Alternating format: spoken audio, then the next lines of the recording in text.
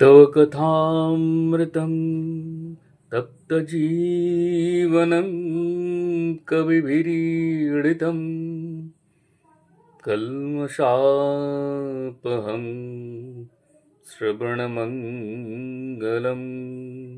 श्रीमदाततं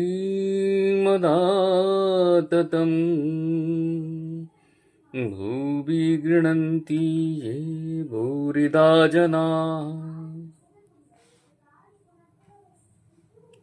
গ্রন্থ দর্বেশ দর্শন, প্রসঙ্গ সাধন ভজন, পত্রাংশ সংখ্যা 66। তোমার সুদীর্ঘ চিঠি পাইয়াছি। আমাকে কোনো কিছু বুঝাইতে হইলে এত দীর্ঘ চিঠি লিখিতে হয়, উহা তোমার উদ্ভ্রান্ত মনের ধারণা।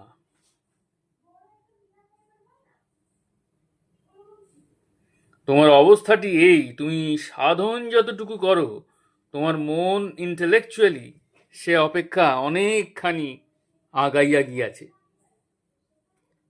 বুদ্ধির দ্বারা সপ্তম স্বর্গের খবর পর্যন্ত তোমার অধিগত, কিন্তু 5 সেকেন্ড এক স্থানে সংযত রাখার মতো সাধন সম্পদ তোমার নাই।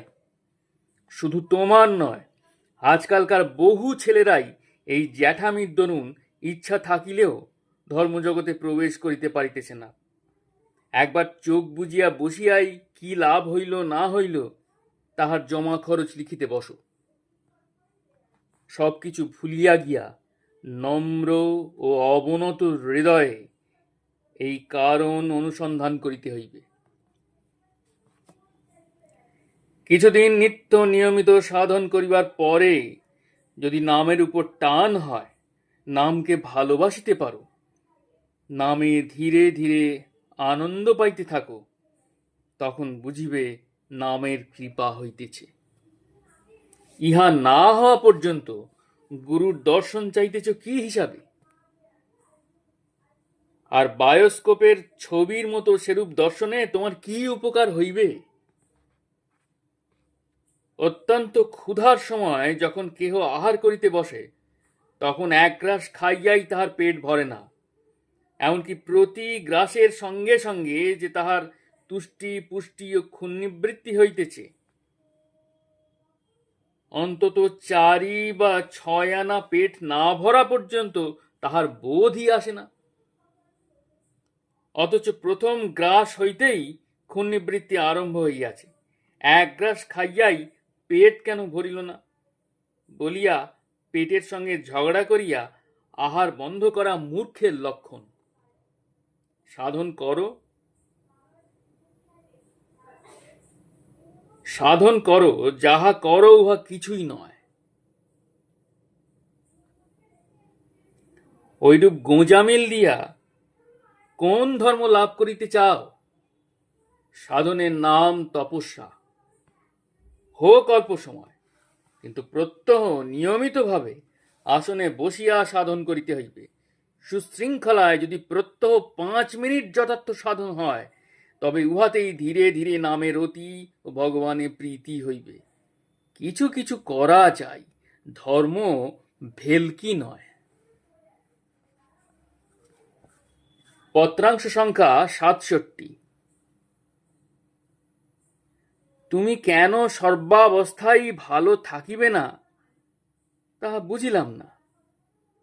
সাধনে এ অবস্থা হইবে সে অবস্থা হইবে, এরূপ বাসনা চিত্তে রাখিও না। নামের স্বাদ কিছুমাত্র পাও নাই বলিলে মিথ্যা কথা বলা হইবে।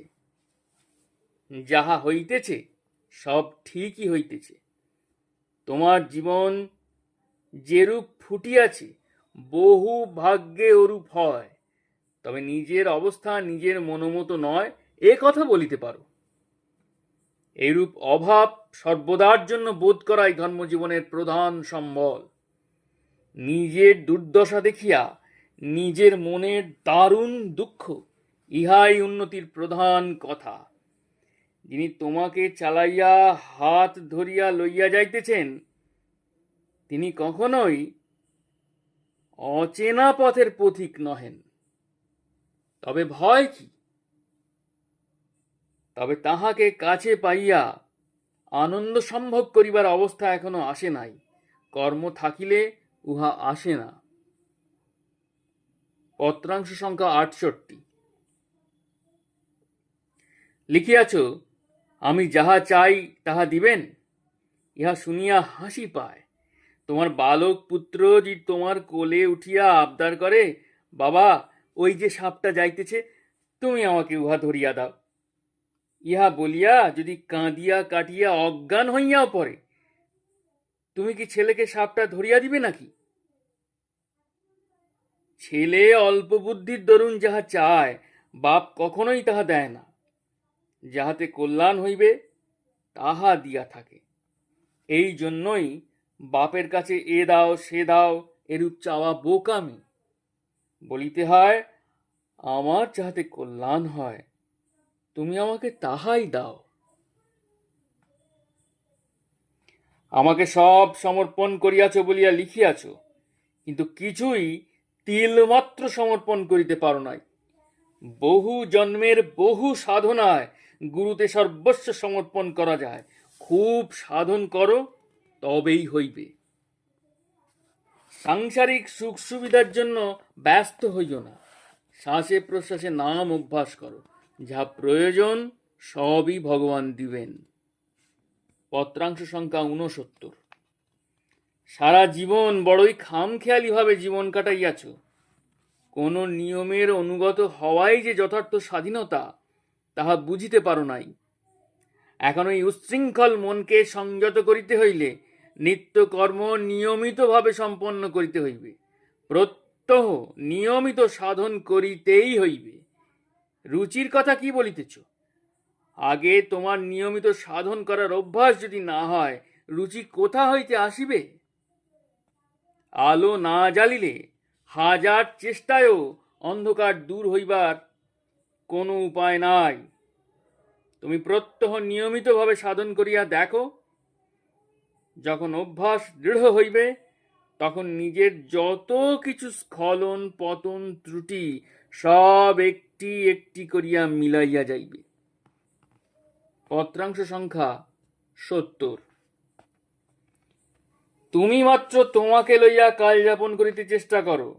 ভালো লাগুক বা মন্দ লাগুক, মন বসুক বা না বসুক, প্রত্যহ নিয়মিতভাবে আসনে বসিয়া সাধনের নিয়ম রক্ষা করা একান্ত আবশ্যক। এইরূপ কিছুদিন নিয়মিতভাবে অনিচ্ছা সত্ত্বেও সাধন করিলে পরে ধীরে ধীরে মনঃসংযোগ হইবে। অন্য কোনো উপায় নাই। পত্রাংশ সংখ্যা 71। সাধন কেবলমাত্র গুরু কৃপাতেই করিতে পারা যায়, কিন্তু যাহার ভিতরে তীব্র পুরুষকার নাই, গুরু তাহাকে কৃপা করেন না। সুতরাং পরোক্ষভাবে পুরুষকার ভিন্ন গতি নাই।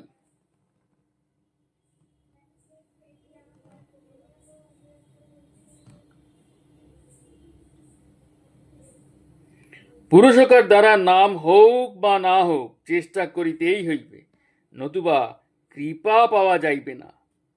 ক্ষুদ্র শক্তি দ্বারা প্রাণপণে চেষ্টা করিতেছে দেখিলেই গুরু কৃপা করেন।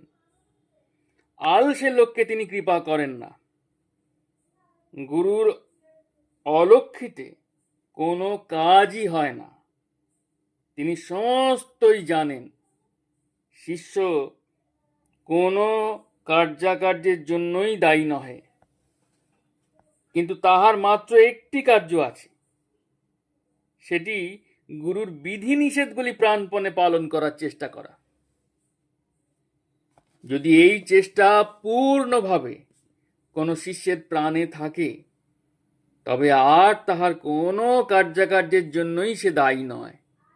নতুবা সমস্ত ভালো মন্দ কার্যের জন্যই তাহাকে সুখ বা দুঃখ পাইতে হইবে। গুরুর আদেশগুলি যে প্রাণপণে পালন করিতে চেষ্টা করে, গুরুই তাহার সমস্ত কার্যাকার্যের জন্য দায়ী। পত্রাংশ সংখ্যা 72। যে রসের কথা লিখিয়াছ, সেদিকে লক্ষ্য রাখিও না। লক্ষ্য দিলেই উহা বন্ধ হইয়া যাইবে। কাহারও নিকট বলিও না, ক্ষতি হইবে। চুপচাপ নিজ কর্তব্য করিয়া যাও। আহার সম্বন্ধে কোনো নিয়ম আমার নিকট হইতে এখন গ্রহণ করিবার আবশ্যক নাই। যদি নিয়ম ভাঙিয়া ফেলো তবে অপরাধ হইবে। উহা অপেক্ষা নিজে পবিত্র আহারের নিয়ম করিয়া লইবে। অহংকার বিনাশের উপায় নিজেকে দিনাতিদিন মনে করিতে চেষ্টা করা এবং যেখানে সেখানে যাকে তাকে কেবল সাষ্টাঙ্গ দেওয়া। জয় গুরু, জয় গুরু, জয় গুরু।